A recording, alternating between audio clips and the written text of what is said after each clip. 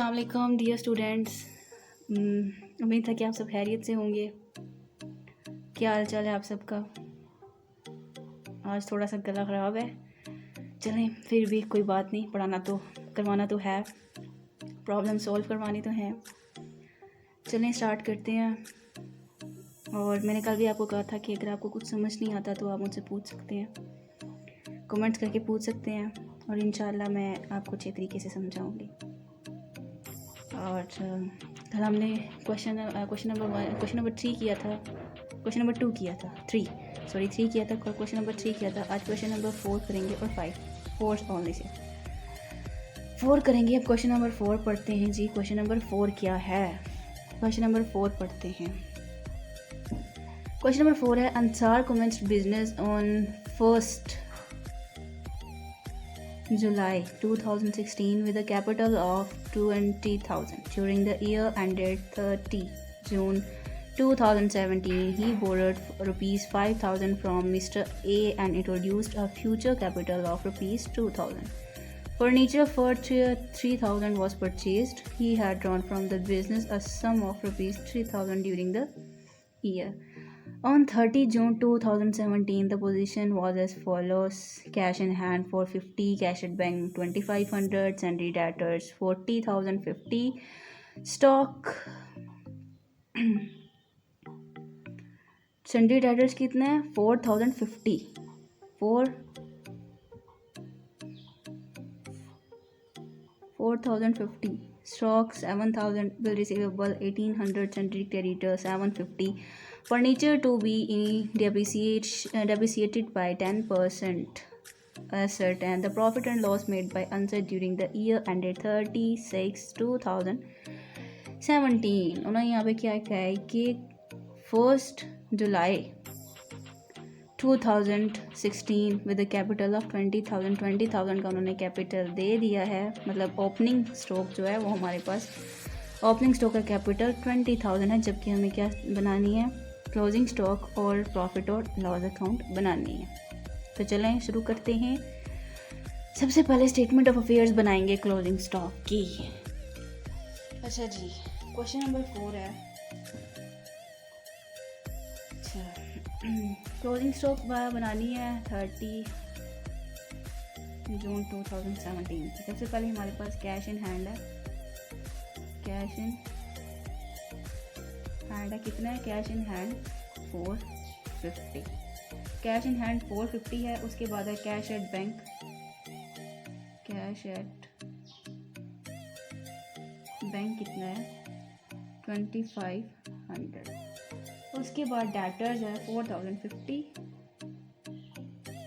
Debtors 4,050। Then उसके बाद हमारे पास स्टॉक कितना हमारे पास? 7,000, स्टॉक 7,000।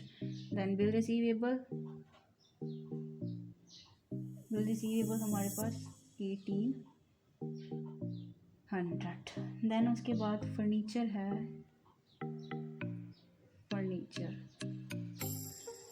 फर्नीचर हमारे पास कितना है? 3,000। अब यहाँ पे हम लोग दे सकते हैं, यहाँ पे हमें फर्नीचर नहीं दिया गया हुआ, यहाँ पे हमें फर्नीचर नहीं दिया गया। फर्नीचर हमारे पास ये दिया गया है कि he borrowed 55,000 from Mr. A and introduced a further capital 2,000 जिसने 5,000 रुपये लिए थे, जिसमें से 2,000 इसने क्या किया? 2,000 इसने कैपिटल जो है ना वो इंट्रोड्यूस करवा दिए बिज़नेस में।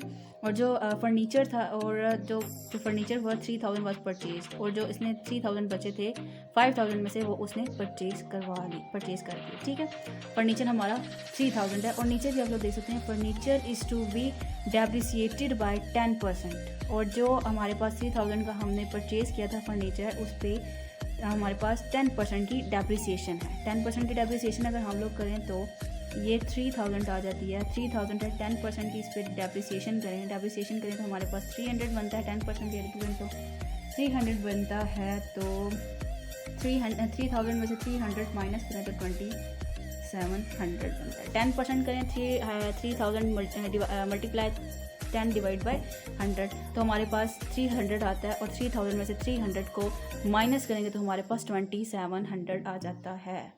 ठीक है, उसके बाद हमारा है क्रेडिटर। क्रेडिटर जाहिर सी बात है लायबिलिटीज़ और कैपिटल वाली जगह पे आता है। क्रेडिटर्स हमारा 750 है, ओनली क्रेडिटर्स। उसके बाद उन्होंने यहाँ पे बताया है कि देखिए यहाँ पे ही बोरड 5000 फ्रॉम मिस्टर ए से उसने 5000 रुपये उधार लिए। उसके पास उसके ऊपर लायबिलिटी, उसके ऊपर जिम्मेदारी आ गई जो उसने वापस करने हैं। लायबिलिटी का मतलब उधार और जिम्मेदारी होती है जो उसने पूरी करनी है, उस पर जिम्मेदारी होती है। ठीक है, फिर उसने क्या किया, उसने रिसीव किए 5000 फ्रॉम मिस्टर ए से। ठीक है, क्योंकि आंसर अकाउंट है ना, answer receive 5000 from mister A. कितने? 5000 का। ठीक है, ये हो गया। उसके बाद हमारा आएगा कैपिटल। ठीक है, अब इन सब को प्लस करें तो हमारे पास 18500 आता है। आप सब प्लस करके चेक कर सकते हैं, इन सबको प्लस करके 18500 आता है। अब ये जो आया उसको इन दोनों में से माइनस करें, इन दोनों में से उसको माइनस करेंगे तो जो हमारा आंसर आएगा 12750। तो जाहिर सी बात है कि इसको प्लस करो, इन दोनों को प्लस करो तो हमारे पास आंसर आ जाता है 18500। ये दोनों सेम है, एसेट्स कैपिटल एंड लायबिलिटीज़ दोनों सेम है। कैश इन हैंड 450 था, कैश एट बैंक 2500 था, डेप्टर्स 4050 था, स्टॉक 7000 था, बिल रिसीवेबल 1800 था, फर्नीचर हमारे पास 3000 था, जबकि उसे 5000 रुपये लिए थे। मिस्टर ए ने 5000 रुपये, आंसर ने 5000 रुपये लिए थे मिस्टर ए से। तो मिस्टर ए ने क्या, आंसर ने क्या किया, 2000 रुपया जो है वो उसने बिज़नेस में लगा दिया और जो 3000 था उसका जो फर्नीचर है वो परचेज़ कर दिया और फर्नीचर पे भी उसने 10% डेप्रिसिएशन लगाई। ठीक है, डेप्रिसिएशन अब 3000 था, 3000 को 10% डेप्रिसिएशन के साथ करें, 3000 मल्टीप्लाई 10 डिवाइड बाई 100 करें तो 300 आता है और 3000 में से 300 माइनस करें तो 2700 आता है, क्योंकि परसेंटेज निकलना तो सबको ही आता है। अब इन सबको प्लस किया तो हमारे पास ये आंसर आया 18500। उसके बाद हमारा क्रेडिटेड था 750। उसके बाद आंसर ने रिसीव किए थे 5000 फ्रॉम मिस्टर ए से किए थे 5000 रुपीज़। तो 5000 इधर भी लिख दिया, इधर भी लिख दिया, कोई फर्क नहीं पड़ता। ठीक है, उसके बाद कैपिटल आएगा। ये जो आंसर आया 18500, इसको इन दोनों से माइनस करना है। इन दोनों से माइनस करेंगे तो जो आंसर आएगा वो होगा 12750 और जबकि इन तीनों को प्लस करेंगे तो हमारे पास 18500, दोनों का आंसर सेम आ जाएगा। ये हो गया statement of affairs closing stock. 30 जून 2017 ये हमारा क्लोजिंग स्टॉक हो गया। देन हम लोग करते हैं प्रॉफिट एंड लॉस अकाउंट। अब हम बनाएंगे नेक्स्ट। अच्छा जी, अब बनाते हैं profit and loss account. Answer account जो हमने स्टेटमेंट ऑफ अफेयर्स बनाई थी, हमारे पास 18500 आया था। अब हम बनाते हैं प्रॉफिट एंड लॉस अकाउंट। तो प्रॉफिट एंड लॉस अकाउंट में सबसे पहले क्या करता है, क्लोजिंग स्टॉक आता है जो हमने अभी फाइंड किया। तो क्लोजिंग स्टॉक की जो है वो डेट हमारे पास क्या है, क्लोजिंग स्टॉक की डेट है 30/6/2017, यही है। उसके बाद क्लोजिंग स्टॉक 18500 हमारे पास आया था। उसके बाद है ऐड करेंगे, ऐड होगा ड्राइंग्स ड्यूरिंग द ईयर। यहाँ पे ड्राइंग्स क्या हैं, यहाँ पे हमारे पास ड्राइंग्स ही है। ड्राइंग्स हमारे पास he withdraw from the business as sum of ₹3000 during the year. उसने ड्राइंग्स कितनी, 3000 की, 3000 उसकी ड्राइंग्स कितनी थी, drawings during the year 3003।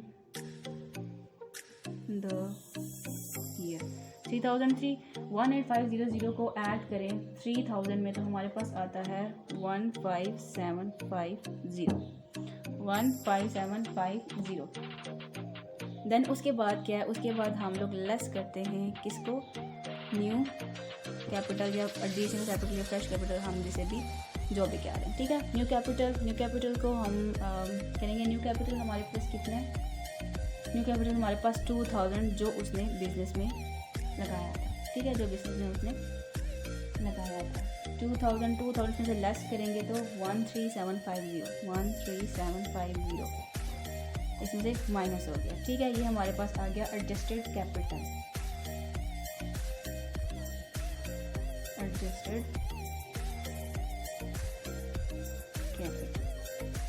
Then हम इसमें से किसको लेस करेंगे, इसमें से लेस करेंगे ओपनिंग स्टॉक। ओपनिंग स्टॉक करेंगे। ओपनिंग स्टॉक हमारे पास 20,000 था। 20,000 हमने इसमें से माइनस किया तो हमारे पास क्या आ गया इसमें, क्योंकि इसमें 13,750 में से 20,000 करेंगे तो हमारे पास आएगा 6250। अब इसको करके चेक कर सकते हैं, आंसर हमारा माइनस में आ रहा है तो माइनस में आएगा तो ये नेट हमारे पास क्या होगा, लॉस होगा, लॉस ऑफ द ईयर। ये हमारे पास आ गया। सबसे पहले क्या था, सबसे पहले था जी क्लोजिंग स्टॉक। ठीक है, क्लोजिंग स्टॉक था 36/2017 का 18500 जो हमने फाइंड किया था स्टेटमेंट ऑफ अफेयर्स में। उसके बाद हम लोग ऐड करेंगे ड्राइंग्स ड्यूरिंग दी, जो ईयर में जो ड्राइंग्स थी वो 3000 थी हमारे पास। इन दोनों को हमने प्लस किया, 17500 आया। उसके बाद हमारा क्या था, न्यू कैपिटल जो इंट्रोड्यूस करवाया था, एडिशनल कैपिटल या फ्रेश कैपिटल जिसे हम कह सकते हैं, वो है 2000। ठीक है, उसके बाद इन दोनों का जो आंसर आया 13750 वो हमारा एडजस्टेड कैपिटल, वो हमारा एडजस्टेड कैपिटल है। एडजस्टेड कैपिटल को माइनस करते हैं ओपनिंग स्टॉक से। ओपनिंग स्टॉक कितना होगा, 20,000 का हमारा ओपनिंग स्टॉक है। इन दोनों को माइनस करें तो हमारा क्या आ जाता है 6250, जबकि आंसर हमारा माइनस में आ रहा है। तो नेट लॉस भी हमारा जो हमारा आएगा वो प्रॉफिट में तो नहीं आएगा, क्योंकि माइनस है तो माइनस आएगा तो लॉस में होगा। तो प्लस में होता तो ये क्या होता, ये प्रॉफिट होता। हमारा क्वेश्चन नंबर 4 कंप्लीट हो चुका है। क्वेश्चन नंबर 4 कंप्लीट हो चुका है। इसमें आपको कोई भी परेशानी है तो आप पूछ सकते हैं।